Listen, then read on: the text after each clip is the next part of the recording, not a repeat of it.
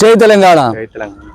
ఈరోజు లండన్లో NRI BRS cell కార్యవర్గ సభ్యులం ఇక్కడ కలిసి కవితక్క గారికి బెయిల్ వచ్చిన సందర్భంగా సంబరాలు చేసుకోవడం జరిగింది. ఇక్కడ బాణసంచా పేల్చి మిఠాయిలు పంచుకోవడం జరిగింది. కవితక్క గారు గత 5.5 నెలలుగా జైల్లో ఉండడం మమ్మల్ని బాధించిన అంశమే. చివరికి ఆ కేసులో పస లేకున్నా సరే చివరికైతే న్యాయం గెలిచింది, ధర్మం గెలిచింది.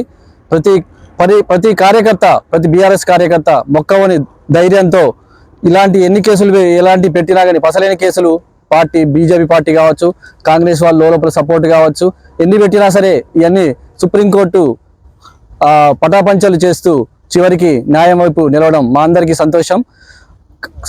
డాటర్ ఆఫ్ ఫైటర్ కేసీఆర్ గారి బిడ్డ అయిన కవితక్క గారు వాళ్ళు ఎలాంటి సందర్భంలో ఏ పిలిపించినా సరే తమ్ముళ్ళుగా లండన్ నుంచి ఏ పిలుపుకైనా సరే మేమందరము ఇక్కడి నుంచి ఏం చేయడానికి రెడీగా ఉన్నాము.